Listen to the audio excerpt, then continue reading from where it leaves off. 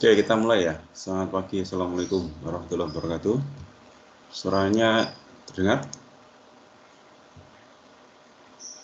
Waalaikumsalam warahmatullahi wabarakatuh. Dengar, Pak?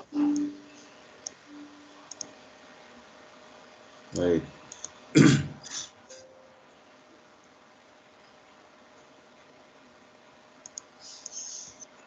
Sebaik.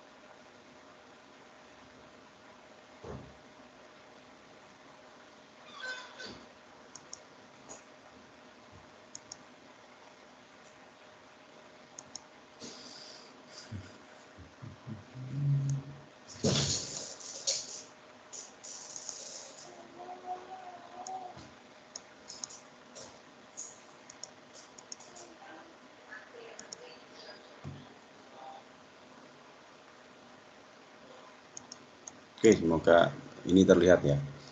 Jadi kita sudah masuk di inti untuk mempelajari arsitektur ya, arsitektur CPU.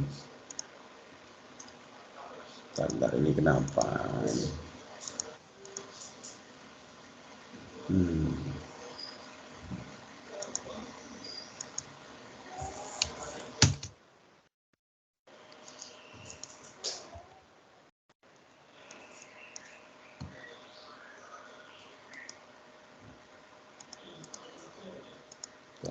Nggak bisa ngomen.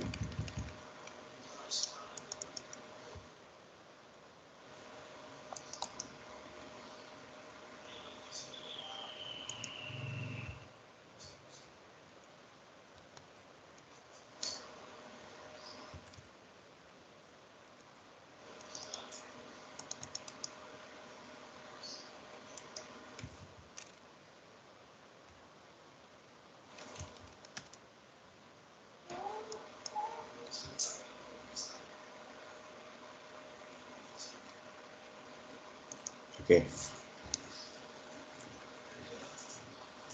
Oke, jadi kita mulai masuk untuk pelajari ini ya, isi atau inti daripada CPU atau mikroprosesor.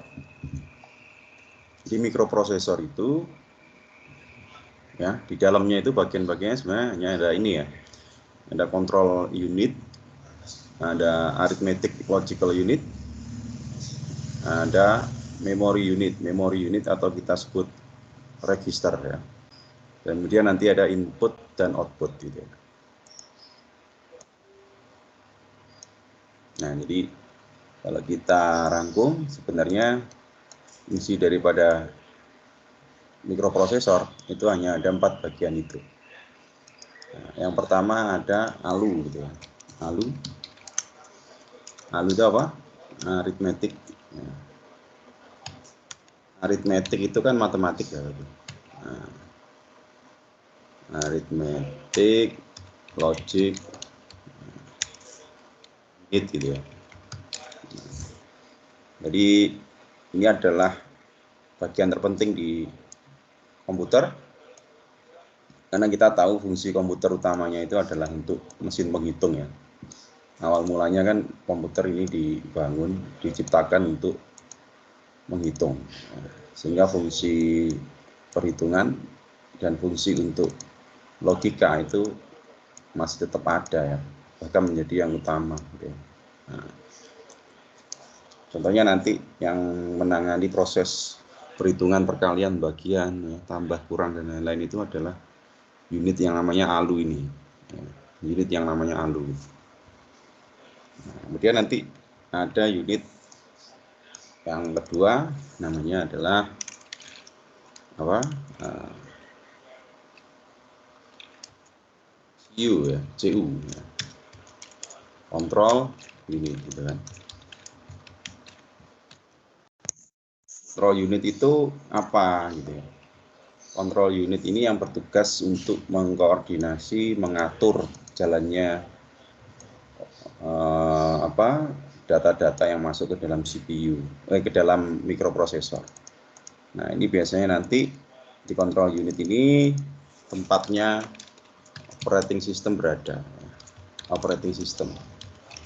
Jadi kalau kalian tahu Windows, Mac gitu ya, apapun Linux, ya. Nah, mereka adalah bagian dari unit yang namanya kontrol unit ya. Jadi kontrol unit. Nah, kemudian ada lagi unit yang lain yang kita sebut sebagai input output. Unit input output atau kita nyebutnya I/O gitu ya. I/O. Ini yang sebenarnya teman-teman sebenarnya udah paham karena pasti menggunakan ya. Contohnya apa ya, contohnya keyboard ya. Keyboard ini kan ya kalau kita mau bagi peralatan-peralatan yang menjadi inputan untuk komputer itu apa. Nah, contohnya ada keyboard ya. Ada apa lagi, ada mouse gitu ya, ada apa lagi, webcam. Nah, bisa webcam sebagai inputan gambar atau kamera. Kemudian ada yang lain, misalkan apa, suara ya, berarti sound recorder. Nah, ini kan. Nah, kemudian ada juga unit yang berfungsi sebagai peralatan-peralatan untuk mengoutputkan, ya, mengeluarkan respon dari komputer. Apa aja di situ? Contohnya adalah port, ada HDMI gitu ya, yang biasa kita gunakan ke layar atau ke monitor, gitu kan? Apalagi yang lain, VGA juga sama, ini untuk ke layar, ya. Kemudian apalagi yang keluarannya. Nah, port-port atau colokan-colokan yang ada di laptop atau komputer kalian itu juga peralatan input output ya. Nah, contohnya itu masuk inputan ya. Nah, contohnya ada port USB ya. Nanti akan kita pelajari itu port USB itu generasinya ya, ada USB 1, 2, 3 gitu ya. Nah, bedanya apa antar generasi port itu nanti gitu. Kemudian ada juga nanti port yang lain seperti port apa, Type-C ya, yang banyak kalian pakai di HP. Ada juga port apa, kalau di Mac ada Thunderbolt kayak gitu ya. Nah, itu semuanya adalah peralatan-peralatan input output ya, yang bertugas untuk memberikan masukan atau inputan data nanti ya ke mikroprosesor.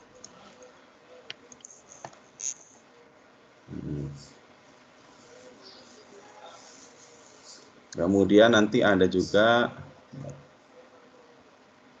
yang terakhir yang hari ini kita bahas, yaitu register atau memori, unit memori, register ini atau unit memori. Kalau dari namanya aja udah kelihatan ya, register itu atau memori itu apa sih? Memori itu kenangan atau tempat mengingat gitu ya, memori, tempat mengingat kan gitu.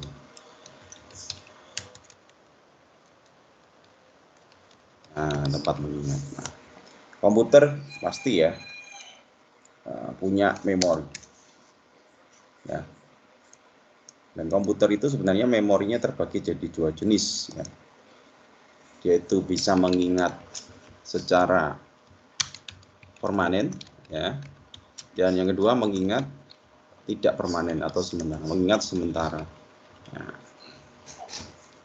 Nah, jadi kita fokus hari ini ke register dulu.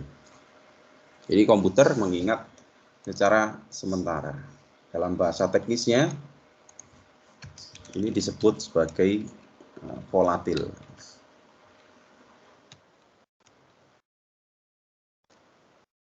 Dan yang ini namanya non volatil, gitu kan? Apa itu maksudnya? Jadi komputer itu kalau memori permanen itu contohnya adalah apa sih? Contohnya apa? Tempat kita menyimpan data yang permanen.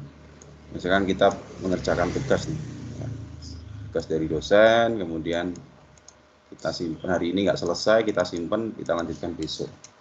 Itu datanya disimpan di mana? Ya, di flash drive ya, atau di flash disk gitu kan. Nah, sekarang ada namanya hard disk yang hari ini itu namanya adalah SSD. Kalau yang lama namanya HDD. Itu tempat kita menyimpan data yang permanen atau volatil. Sorry, ini ada yang salah.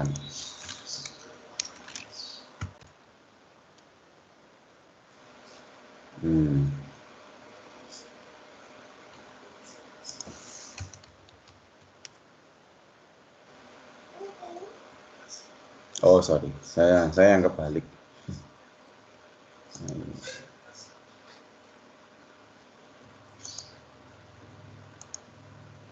Ini volatil memori sama non volatil memori. Volatil memori. Nah ini adalah RAM, ini adalah hard disk. Jadi yang menyimpan secara permanen adalah hard disk ya, yang atau non volatil. Yang menyimpan sementara namanya volatil. Jadi saya kebalik gitu.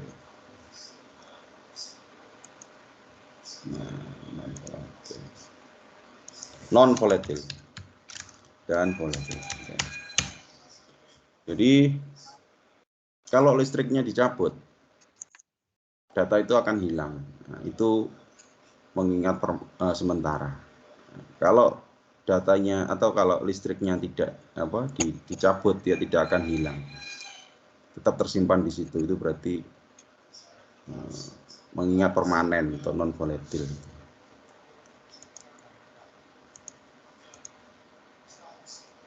Nah gitu ya. Nah, contohnya apa kalau mengingat sementara itu?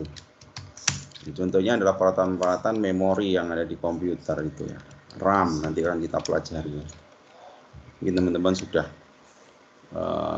familiar dengan istilah RAM, random access memory ya. Kemudian nanti ada register yang kita pelajari sekarang.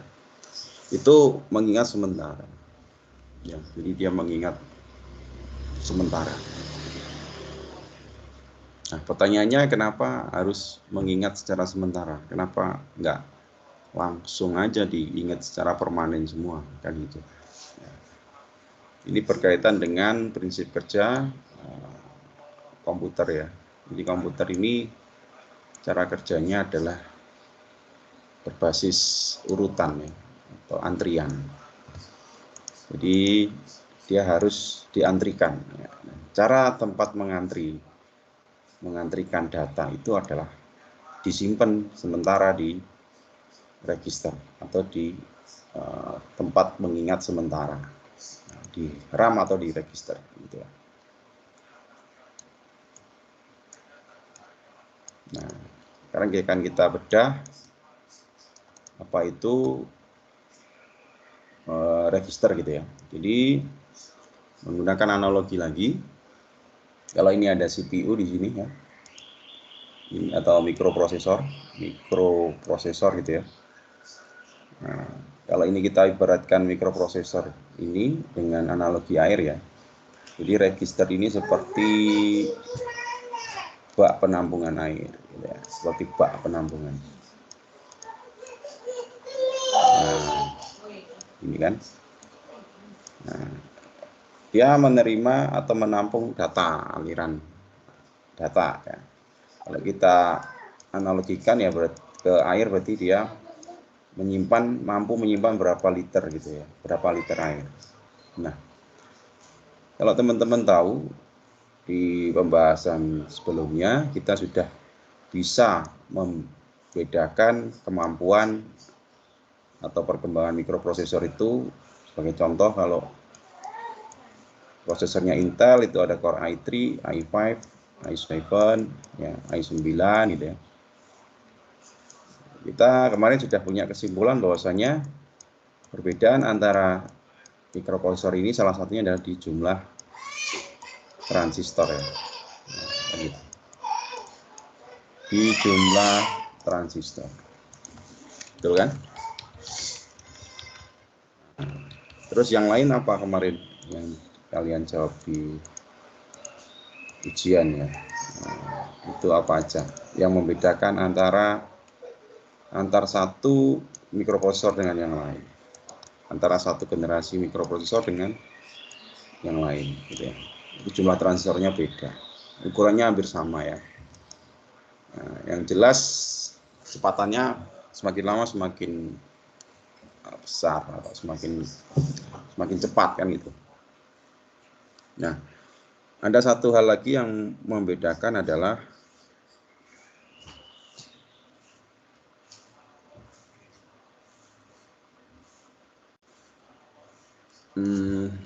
kapasitas memori ya, atau kapasitas register ini.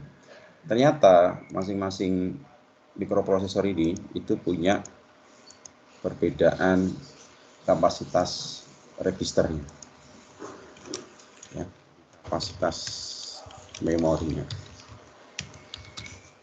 ini beda. Selain jumlah transistornya, kapasitas memorinya juga berbeda itu ya.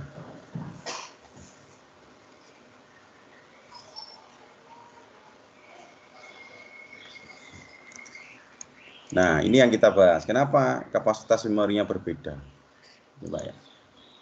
Kita coba lihat di sini.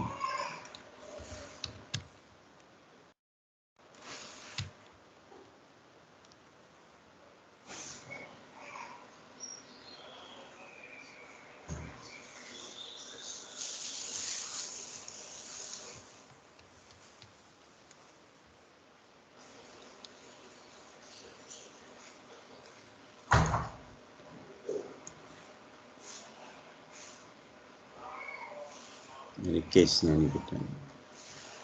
Ada yang lebih jelas ya.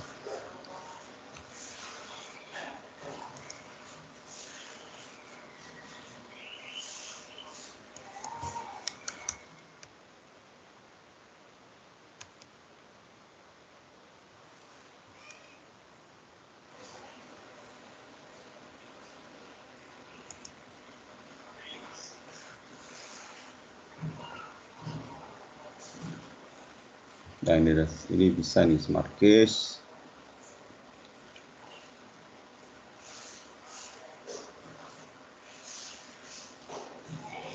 Yang lain.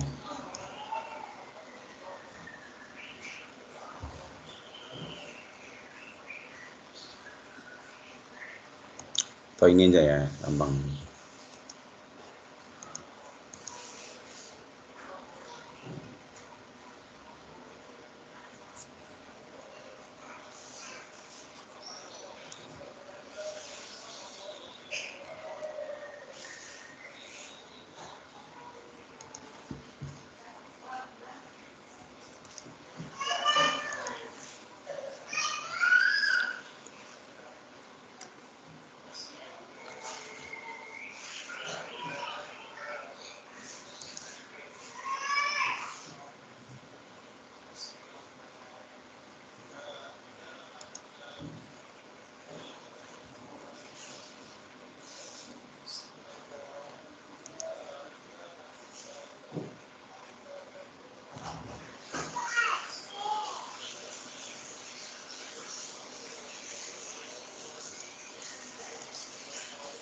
Nah, register ini kalau di sini kita sebut cache memory ini. Jadi cache memori tambahan atau memori sementara cache. Nah, ini ada cache gitu ya, cache memory. Core i3-nya itu 4 ya, Core i5 sampai 8. Core i7 juga 8 megabyte gitu ya. Emang nggak besar. Yang besar itu di RAM ya, memori yang besar itu di RAM. Kalau di dalam mikroprosesor itu memang tidak sebesar itu. Kenapa ya? Karena kecil ya, tempatnya kecil. Nah, ini juga sama.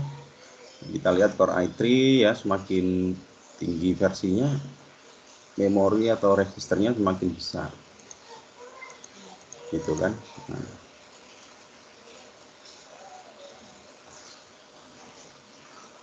Nah, ini kan imbang dengan konsep dengan pemahaman kita kalau kepingin ya main gamenya tambah semakin lama semakin besar, ya berarti harus pakai mikroprosesor yang terbaru agar semakin cepat kan gitu ya. Ternyata cache memorinya lebih besar.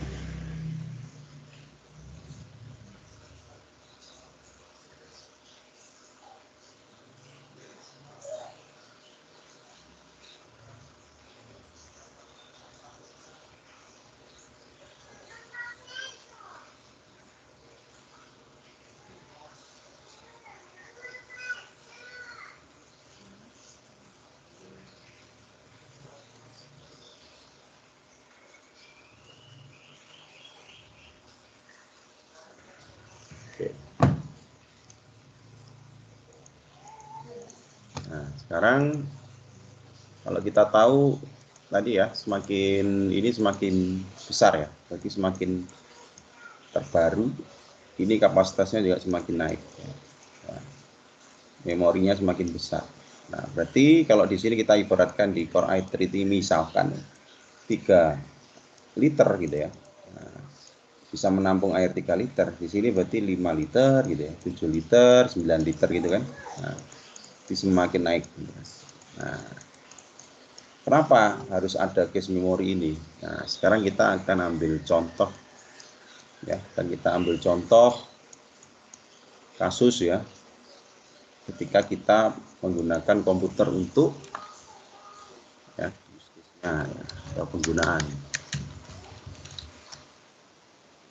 main game ya, tentunya untuk mengetik di MS Word gitu. Nah, jadi teman-teman ketika kita menggunakan komputer kita untuk melakukan operasi yang berbeda seperti ini sebenarnya kita menggunakan atau menghasilkan gitu ya, jumlah bit data yang berbeda ya. Jadi kita itu memproduksi bit data yang berbeda ya. Contoh ini tadi kan ada, kalau kita bawa ke analogi air kan satuannya liter ya. Nah, mungkin kalau main game ini, karena game ini berat, jadi kita ini seperti harus memindahkan 1000 liter air gitu. Tapi kalau ngetik, karena dia itu sangat ringan, mungkin tidak sampai 1000 liter, tapi hanya 100 liter gitu. Nah, jadi sebanding gitu ya. Ketika kita menggunakan komputer untuk kerja berat dan untuk kerja ringan, bit data yang dihasilkan juga atau yang diproduksi itu berbeda. Ya. Nah, kita akan coba memahami ini. Ya, seberapa besar sih data yang kita hasilkan ya, atau bit data yang kita hasilkan, atau seberapa besar volume air yang kita hasilkan atau kita gunakan di situ. Nah, sebagai contoh, main game ini kan berhubungan dengan grafis gitu ya. Main game ini kan berhubungan dengan grafis atau gambar ya, atau gambar. Sedangkan mengetik ini kan berhubungan dengan teks ya, data teks. Satunya grafis gambar. Nah, ini dua jenis data yang sangat berbeda ukurannya ya. Jadi kenapa kemudian orang ngegame itu butuh komputer resource yang sangat besar ya. Ini kita bisa pahami seperti ini ya. Nah, kalau kita main game itu yang dimainkan kan gambar ya, video gitu kan. Gambar yang bergerak. Ya. Video gitu. Nah, video itu apa? Video itu adalah gambar sebenarnya, gambar yang bergerak gitu.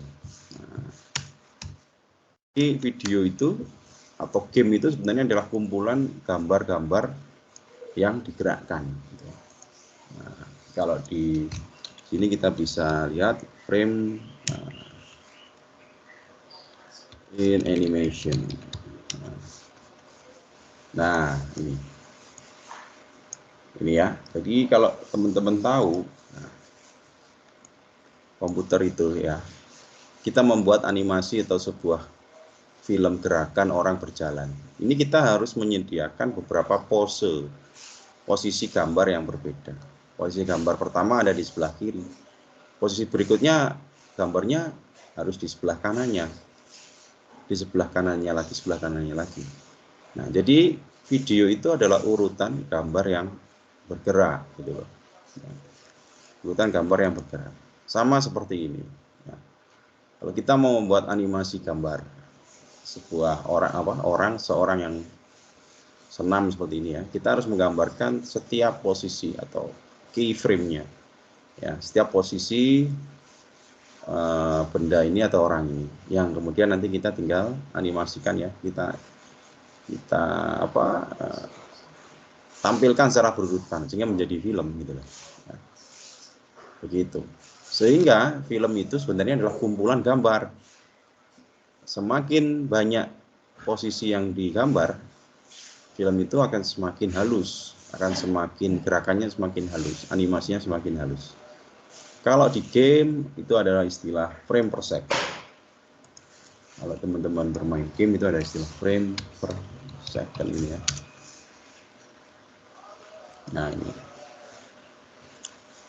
Nah ini menggambarkan nih. Kalau FPS-nya atau frame per detiknya itu kecil, itu seperti halnya kita seperti menggambarnya itu di setiap tahapannya itu sangat kecil, cuma ada 3 gambar ini ya misalkan ya, sehingga akan terlihat patah-patah ya. Jadi ketika main game misalkan menggerakkan pistol gitu ya, kalau FPS-nya itu rendah, itu gerakannya seperti putus-putus gitu ya, seperti nyandet-nyandet ya bahasa Jawa, atau patah-patah gitu ya. Nah itu karena FPS-nya sangat kecil atau rendah.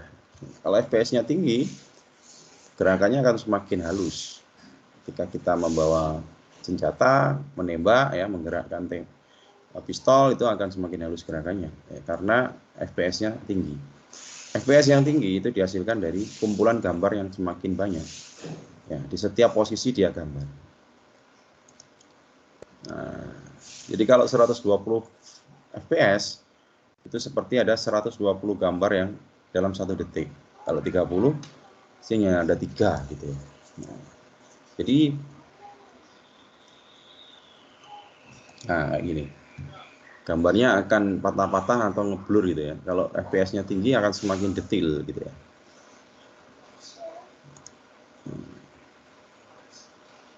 Nah, dia akan ngeblur seperti ini ya. Nah,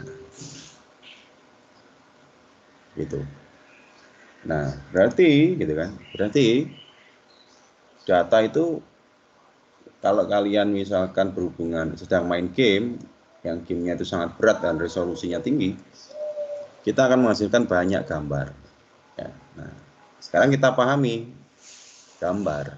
Gambar itu apa ya? Gambar itu kalau dibawa ke binary bentuknya kayak gimana? Kan gitu. Nah, ternyata gambar itu atau image to binary. Nah, gambar itu oleh komputer ya. Nih, ada gambar seperti ini ya, tanda tangan nggak jelas ini ya. Ini sama komputer akan dikodifikasi menjadi binary. Akan dikonvert menjadi binary. Nah, ini kalau di zoom ini ada 0,0000 dan bagian yang terlihat nih dikasih 1, nilai 1. Nah, gitu ya. Nah, pixel, nah, apa itu pixel? Kalau di gambar ini kan satuannya pixel. Nah, jadi kalau ada pixel ini adalah kotak-kotak ini, semakin besar atau semakin banyak pixel, gambar yang dihasilkan semakin tajam. Contoh kalian punya atau menonton film Netflix dengan resolusi 4K, 4K. Ya, 4K itu berarti ada 4000 ya.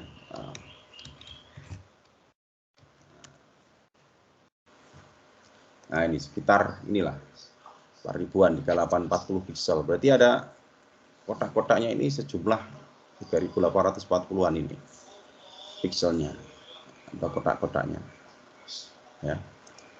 Nih, FHD 1920 kali 1080. Kalau 4K ini sekitar 3840 2160 pixel. Bahkan sekarang sudah ada 10K ya. 8K, 10K.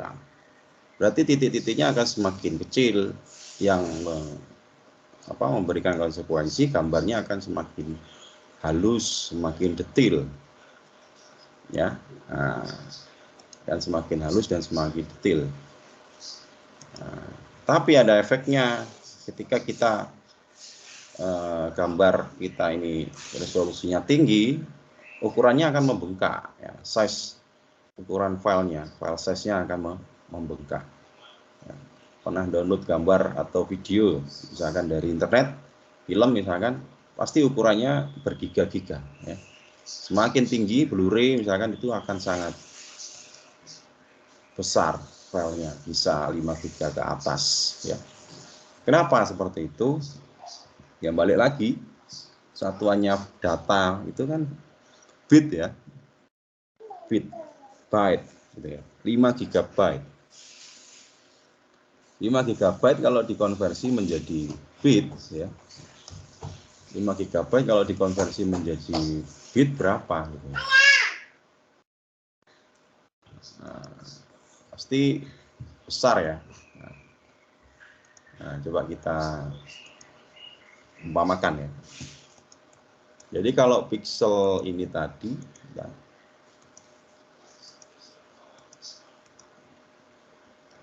ini 4K, ini ada berapa titik? Ada sekitar 3840 kotak ya ke kanan dan 2160 kotak ke bawah. Kalau kita bawa ke sini tadi, nah gambar ini resolusinya rendah, jadi kelihatan kotak-kotak atau pecah-pecah. Nah, ini kan kelihatan pecah ya. Nah, atau ini gambar bayi ini kelihatan blur atau pecah karena resolusinya pixelnya kecil. Coba ini dibuat 4K, ini sangat detail, sangat halus. Nah, sekarang ya kenapa mempengaruhi ukuran bit ya? Nah, ini dikalikan aja. Jadi semua informasi gambar itu tadi sama si komputer ya, itu akan dibawa ke bentuk binary seperti ini. Satu kotak, satu pixel ini satu biner. Jadi kalau ada 4000 biner, 4000 pixel, berarti dia ada 4000 ke kanan gitu, dan 4000 ke bawah gitu kan. Nah, jadi bisa dibayangkan berapa? 160.000 bit ya. Ya. Ini satuan terkecil nih, ini kan kita sebut bit ya. 1 bit, 2, 3, 4, 5, 6, 7, 8. Bawah ini kamu hitung semua. Totalnya ada berapa bit? Nah, itulah kenapa ukuran video atau film yang resolusinya tinggi ya menjadi besar ya. Tinggal ngalikan aja, bit dikonversi ke byte ya, berapa ya. Atau kamu kalau butuh ini ya gambaran, misalkan kalian download film 1 giga, ini berapa bit ya. Berapa bit? Nah, 1 juta. Nah, 1 miliar ya, 1 miliar bit kan gitu. Atau ini 1 GB setara dengan ini. Nah, ini ada kan. Nah, 1 GB ini menjadi 8 miliar ya. 8 miliar 589 bit. bit itu binary itu tadi. Berarti kita bisa bayangkan kalau kita download film 1 giga, itu ada kumpulan 0001 ini sejumlah 5,8 miliar. 8,5 miliar bit ya, 8,5 miliar angka biner seperti ini. Begitu. Ya, sehingga sangat gede sekali. Ya. Jadi yang namanya gambar itu semakin dia padat, resolusinya ukurannya semakin besar, berarti jumlah bitnya semakin besar. Kenapa besar? Karena setiap pixelnya ini dianggap satu binary. Nah, gitu ya penjelasannya. Nah, karena semuanya harus dibawa ke biner. Ya, gitu. Nah, pertanyaannya sekarang juga, kenapa tadi hubungannya dengan register? Ya karena kita tahu data yang akan kita operasikan, yang akan kita konsumsi di microprocessor ini sangat banyak sekali gitu ya.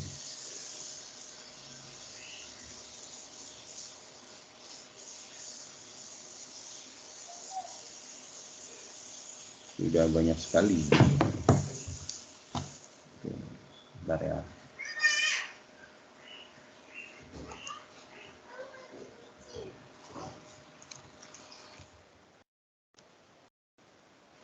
Sambil boleh tanya ya. Sambil tanya boleh.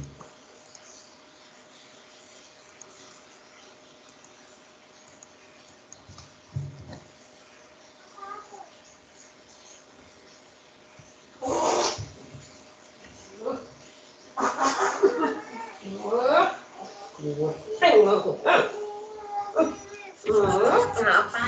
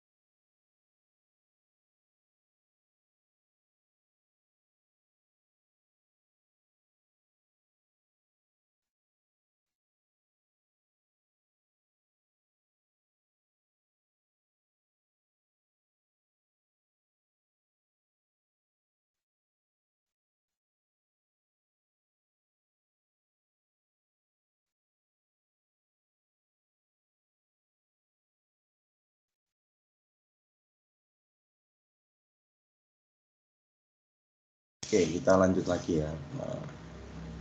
Jadi seperti itulah ya, begitu besar data yang kita olah di komputer itu, apalagi yang berkaitan dengan gambar dan video. Video itu adalah gambar yang bergerak ya. Jadi semakin padat videonya, semakin detail videonya, berarti semakin banyak gambar yang dihasilkan ya atau diperlukan, semakin banyak bit binary yang dihasilkan atau bit data yang dihasilkan. Nah, itu yang pasti. Nah, kemudian kenapa kita butuh memori penyimpanan ya? Kita butuh memori penyimpanan karena jadi kenapa butuh?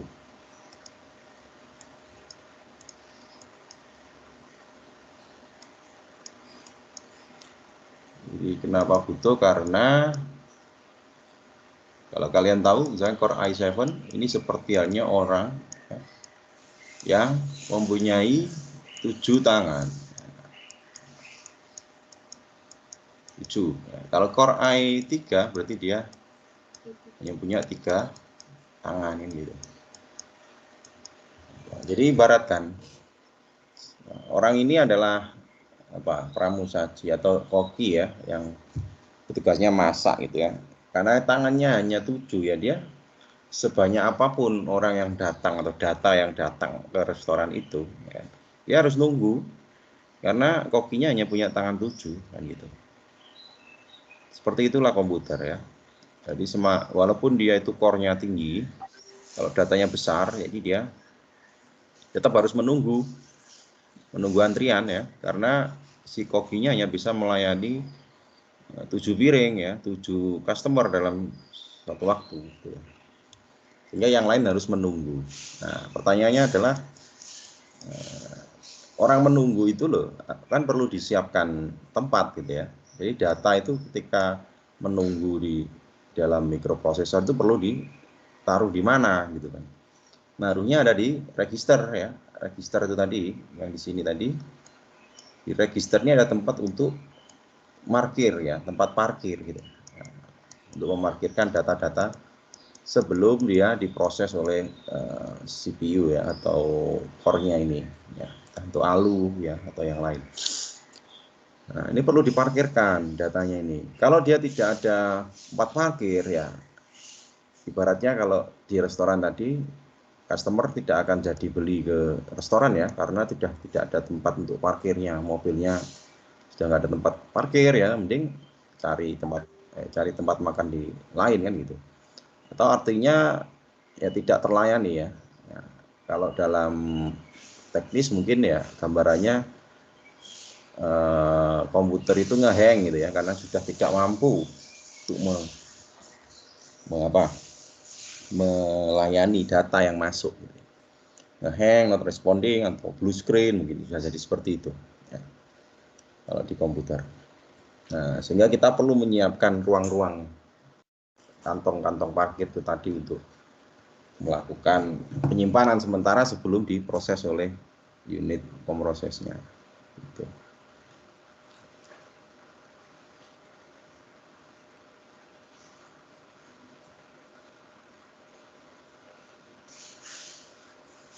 Jadi gitu ya. Nah, jadi ini juga bisa kita ibaratkan secara mudah seperti ini ya. Jadi kalau penyimpanan sementara itu tadi kita kan ada register, ada RAM ya. Nah, RAM itu kan tidak di dalam mikroprosesor ya. Nah, kalau register ini penyimpanan di dalam mikroprosesor atau dalam CPU. Nah, kalau RAM ini kan berdiri sendiri, berada di luar. Ya, berada di motherboard di luar. Jadi kalau kita lihat ini motherboard komputer ya.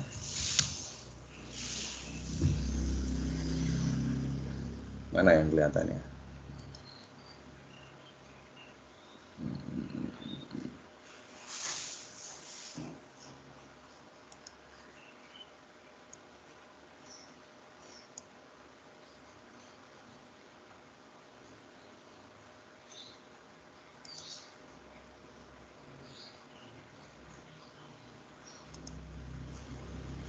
Nah, ini kelihatannya. Ini kalau kita lihat, ini kan RAM ya. Ini RAM.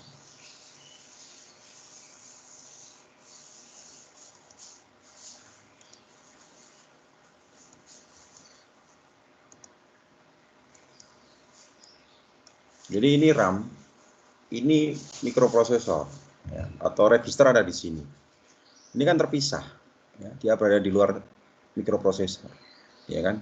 Tapi fungsinya sama sebenarnya, menyimpan data sementara untuk memarkirkan data-data itu. Kalau cuma di dalam sini kapasitasnya kecil, di sini kapasitasnya besar, bisa bergiga-giga kan gitu. Nah, kenapa ada yang kecil, ada yang besar kan gitu? Nah, kenapa ada register? Nah, ini kita bisa analogikan seperti prosesi wisuda UB ya, di Samantakrida gitu. Tahu ya Samantakrida. Nah, jadi wisuda, acaranya wisuda ya.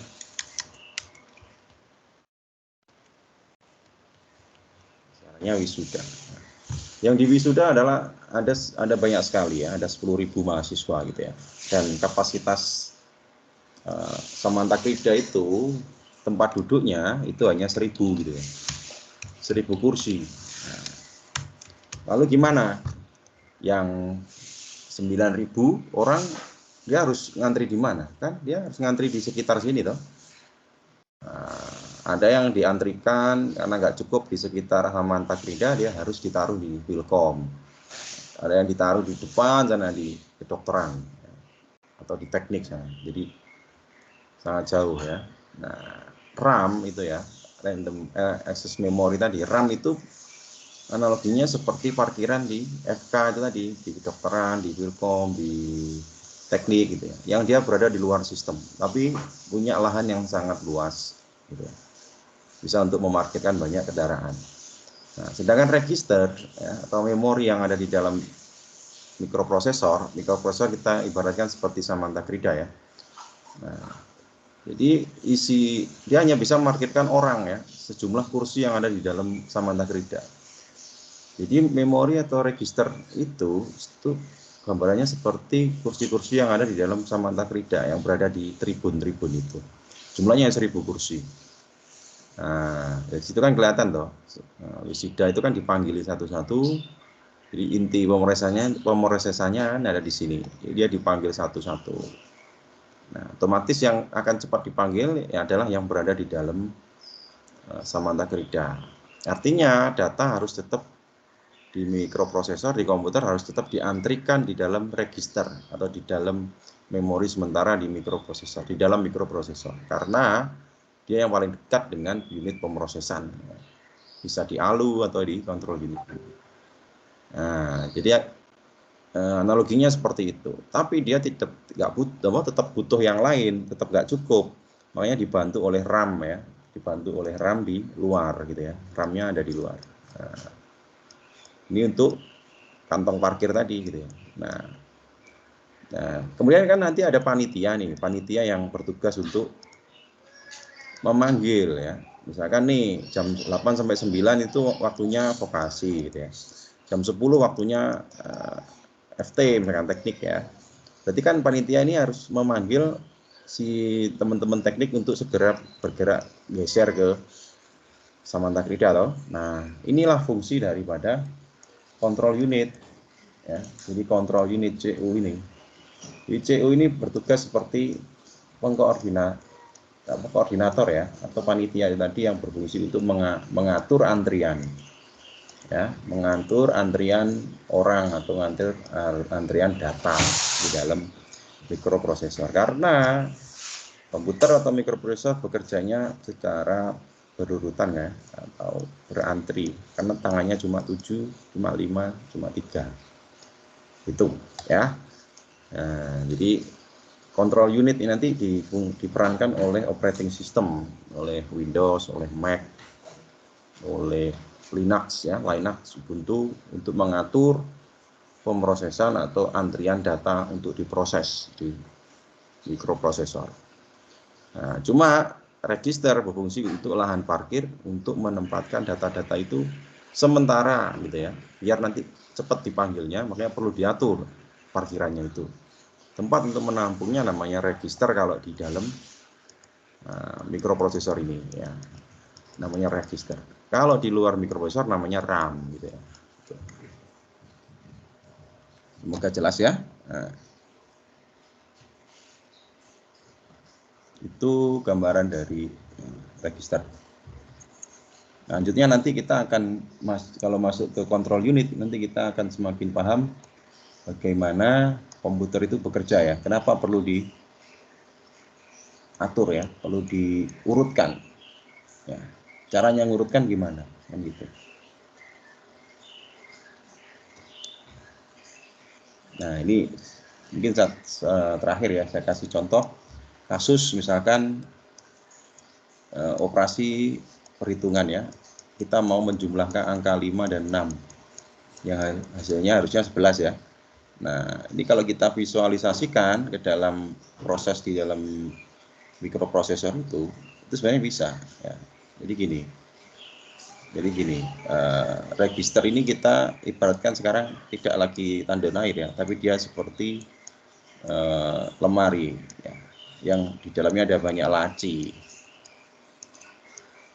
Ya, laci. Ini ada laci nomor 1, 2, 3. Nah, komputer itu register itu adalah seperti laci ini ya, dan control unit adalah yang mengatur angka 5 ini mau disimpan di mana, di laci yang nomor berapa kan gitu. Nah, proses kita menjumlahkan angka 5 dan 6 itu diawali dari kita mengetik angka 5 di keyboard kan. Jadi dari keyboard kita ketik angka 5, nah, dia akan diubah menjadi binary 8 bit ya. Kode binary-nya ada, saya lupa, saya aja ya, ada 011011 misalnya. Nah, ada 8 bit. Nah, dikonversi ya pakai ASCII code. Nah, 8 bit ini nanti sama control unit akan diantrikan ke dalam salah satu lemari yang kosong. Nah, salah satu register atau lemari yang kosong, laci lemari yang kosong ya. Jadi binary-nya pindah ke sini. Nah, kemudian dia akan ngetik lagi angka plus ya. Plus ini juga akan diantrikan di lemari. Binary-nya berapa huruf plus itu. 6 juga sama akan diantrikan oleh control unit di lemari. Kenapa diantrikan? Karena bisa jadi komputer yang kita pakai itu sedang melakukan operasi yang lain. Misalkan kita sedang mendengarkan musik di komputer ya. Berarti komputer juga melaksanakan tugas lain ya, melakukan komputasi. Nah ini si control unit harus lihat dulu, komputernya masih sibuk ya, nge-playing musik. Nah, jadi tunggu dulu sebentar misalnya gitu. Ketika ada agak longgar, control unit akan memanggil ya, angka 5 tadi dipanggil dari alamat ini dimasukkan ke ALU ya. Arithmetic Logical Unit ya, angka 5 dipanggil, kemudian angka 6 dipanggil ya. Kemudian instruksi plus dipanggil. Sama ALU akan diproses menjadi angka 11 ya kan gitu. Angka 11 ini nanti sama ALU sama control unit akan disimpan lagi di lemari yang lain ya. Untuk kemudian nanti di outputkan ke layar monitor atau ke kemana ya, terserah kita. Jadi gambaran simpelnya seperti itu. Proses data itu masuk dan keluar dan diproses di dalam mikroprosesor.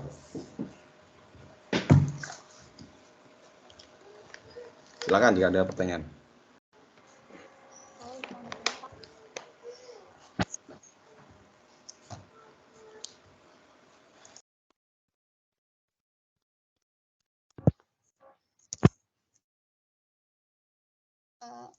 Saya mau bertanya, Pak.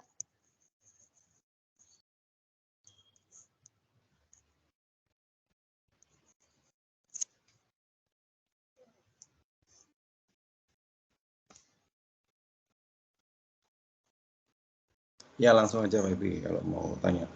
Pak, jadi pengalaman saya kan waktu itu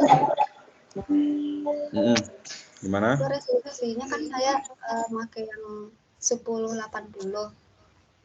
Apa itu? Nah, resolusinya Pak. Oh, resolusi monitor ya. Ya, 1080. Terus saya ubah lagi ke 4K.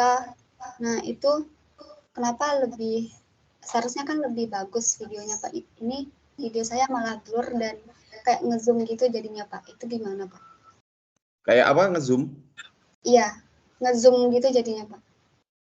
Jadi nggak kayak video aslinya gitu. Jadi ngezoom dikit gitu, Pak. Terus resolusinya pun nggak sebagus yang 1080, 720 gitu, Pak. Jadi pixelnya lebih keluar gitu kalau 4K. Monitormu 4K. Monitormu support 4K apa enggak? Tidak, Pak. Terus laptopmu support 4K. Ada pilihan 3000 pixel enggak di laptop? Support. Itu dari laptop atau dari mana sih? Dari laptop juga gitu, dari HP juga gitu. Lah iya. Yang kamu milih resolusi itu loh, kamu milih dari 1080 ke 4K itu tadi itu di mana? Di HP-nya apa di laptopnya? Di HP, Pak. Di HP. Netflix tah maksudnya? Nggak mengekspor gitu, Pak. Saya kan misalkan ngedit video gitu, Pak.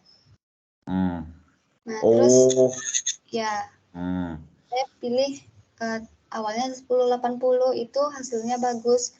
Nah, terus saya ada lihat ada yang 4K, saya coba, Pak. Jadi ya. lebih. Jadi yang video yang diproduksi dengan kualitas 4K yaitu hanya bisa di render atau bisa di playing di device yang support 4K. Jadi nggak bisa kalau misalkan nih kita produksi, yang misalkan katakanlah gini lah, kita produksi video kapasitasnya 4K ya, kemudian kita upload di YouTube. Nah, nanti yang bisa menikmati 4K-nya itu ya yang dia itu monitornya atau PC-nya itu support 4K, biasanya sudah ada kartu grafis yang sampai resolusi 4K. Nah, kalau device yang tidak sampai seperti itu, dia nggak akan ini sih, nggak akan bisa merender yang 4K, akan turun kualitasnya, akan diturunkan sesuai maksimumnya dia, gitu harus. Nah, kalau kasusmu itu gambarnya jadi turun kualitas atau jadi kacau gimana? Pixelnya keluar gitu, Pak. Jadi jelas banget. Nah ya berarti turun kualitasnya kan turun. Ya, Nah itu kan karena apa? Ngikut resolusi monitornya atau laptopnya, laptopnya. Pecah-pecah gitu. Turun mengikuti itu. Tapi ukuran filenya beda nggak antara yang 4K dengan yang beda. lebih besar yang 4K kan? Iya. Nah, itu coba aja di running atau di playing di laptop yang ada kartu grafisnya yang lebih tinggi lah, yang lebih tinggi, hasilnya gimana? Nah, dicoba. Kayaknya sih harusnya lebih bagus ya. Kalau play di yang rendah, dia nggak mampu. Laptopnya nggak mampu mencapai resolusi itu. Sehingga ya dia maksimumnya dia turunkan gitu. Gitu ya. Jadi harus sama yang video 4K ya di playing di 4K device. Ya, kalau enggak ya hasilnya nggak akan maksimum 4K gitu. Itu ya. Ya, makasih, Pak. Ada lagi mungkin?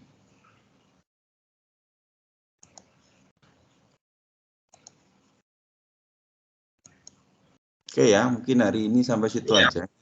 Ada ya? Siapa?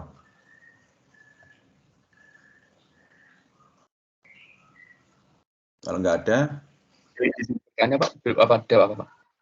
Agatha. Oke, gimana? Iya Pak. Izin Pak, tadi yang dijelaskan tentang Intel ya Pak. Kalau Intel i7, i3 itu mempunyai 7, ibaratnya 7 peramu sama ya 7 seperti itu Pak. Sedangkan device saya itu Celeron Pak. Nah itu berarti punya dan juga ketika membuat kenapa kok Intel Celeron itu kayak orang bilang itu jangan dibeli begitu Pak. Padahal saya agak aman-aman saja gitu, Pak. Itu bagaimana, Pak? Apa berapa tangan begitu, Pak? Kan tadi i3 berarti 3, kalau i7 7 gitu. Core. Mbak, Jadi kamu bisa lihat. Kamu coba lihat. Itu yang saya maksud tangan itu adalah jumlah core.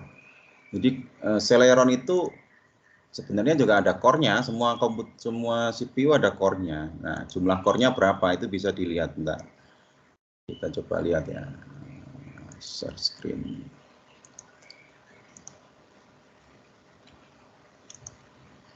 Nah.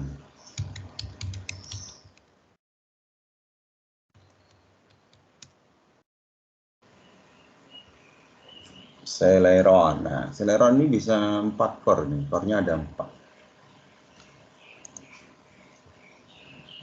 Ya, tadi saya ngomongnya ibarat ya, 7 itu ibaratnya 7, tapi lebih sebenarnya. Jadi kalau kita lihat di setiap tipe mikroprosesor itu core-nya macam-macam. Kamu tinggal lihat aja, dicari di internet number core-nya itu berapa. Intel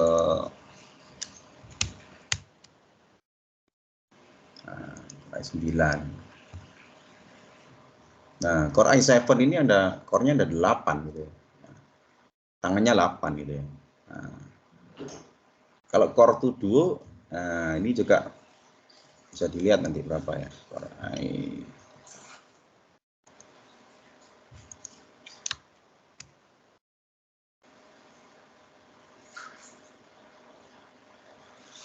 Nah, ini kan Core i7 dia punya 4. Jadi nggak selalu ya. Jadi saya tadi cuma mengibaratkan aja. Core i7 itu punya 4, Core i5 punya 4 ya. Core i7 5 gitu. Core i3 2 core-nya. Nah, ini sebenarnya bisa dilihat juga di sini. Di mana ya? System formation ya misalnya. Di monitor. Nah, di research monitor. Nah, ini. Nah, ini CPU nih. Nah, ini saya ada banyak juga nih core-nya ini. Kok bisa banyak? Saya tahu nggak pakai apa? Ini saya pakai CPU server ini. Saya pakai Intel Xeon. Jadi yang saya pakai ini bukan Core i7, bukan Core i9, tapi Xeon. Nah, Xeon ini memang spek server, jadi core-nya biasanya banyak. Nah, ini core-nya ada 15 core atau 15 CPU. Nah, nanti kamu tinggal lihat aja Celeronmu itu, coba dilihat di bagian ini monitor, diklik monitor gitu ya. Monitor, resource monitor, dilihat di bagian CPU ini ada berapa ini? Sorry, di bagian CPU. Nah, ini kelihatan di sini tidak semua tangan dipakai ya. Ada yang hanya yang sibuk itu salah satu tangan saja. Jadi komputer atau mikroprosesor punya cara untuk membagi pekerjaan yang di manage oleh sistem operasi. Jadi tidak selalu semuanya dibagi rata, itu enggak. Ada yang cuma 1 dan 2 aja di fullkan, yang lain masih longgar juga ada. Gitu ya. Tergantung dari ya pemrosesan di mikroprosesnya, termasuk cara programnya di aplikasi juga. Nah, coba yang punya kamu Celeron misalnya. Celeron itu berapa? Kalau saya Intel Xeon berapa ya?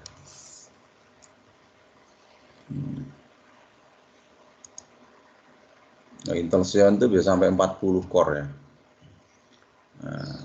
Nah, punya saya ini Xeon tipe berapa? Saya nggak hafal. Intinya banyak lah. Ya. Nah, itu yang saya maksud. Tangan itu di core-nya itu. Kenapa kalau Celeron itu sebenarnya kan nggak sama Celeron sekarang sama yang dulu. Kalau dulu cuman awal-awal saya dulu juga Celeronnya payah ya, bang panas gitu ya. Tapi kalau Celeron sekarang kayaknya udah beda ya, udah produk-produk baru gitu ya. Nah, dia itu biasanya low power gitu ya. Cuma memang core-nya tidak besar. Celeron kan memang biasanya dipakai untuk yang low end ya, untuk netbook yang kecil gitu ya. Ya, itu yang orang-orang mikirnya ya penggunaannya untuk hal-hal yang kecil, nggak cocok kalau untuk yang berat-berat, yang untuk game dan lain-lain, karena jumlah core-nya nggak banyak. Ya, jumlah core-nya nggak banyak. Ya, Pak, dicek sendiri tadi berapa kalau. Cuma 2, Bapak. Nah, iya cuma 2. Nah, itu kan kecil. Tapi dengan core yang kecil kan dayanya rendah. Makanya dia cocok untuk device-device yang mobile gitu ya. Netbook, laptopnya kecil gitu. Cuma buat ngetik kayak gitu. Nah, karena itu nggak cocok buat kerja berat. Itu ya. Kata ya.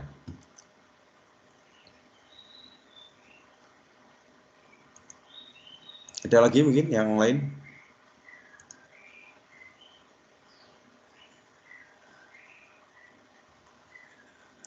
Oke. Kalau nggak ada, nanti rekamannya akan saya upload ya di YouTube saya. Jadi kamu bisa lihat di situ. Untuk absennya ngikuti jam aslinya ya. Jadi nanti silakan dibuka di Gapura jam berapa lah, jam 4 lah gitu ya. Kamu buka baru bisa absen. Kalau sekarang sudah saya buka cuma belum bisa kamu absen karena belum jam 4. Itu. Izin Pak, tapi di sini saya di alfa gitu. Kenapa ya? Di yang jam kapan? Yang kapan? Bentar. Maaf Pak, jadi di ini kita sudah. Oh iya benar. Semuanya akan alfa karena belum masuk jamnya. Nanti kalau sudah jam 4 kamu cek lagi. Ya. Baik. Nanti kamu report yang jam 2 Pak. Bukan. Oh aslinya jam 2 ya jadwalnya ya? Iya Pak. Jam 4. Ya udah pokoknya sesuai jadwal itu. Nanti report aja kalau ada yang nggak beres ya di laporan ke saya. Baik.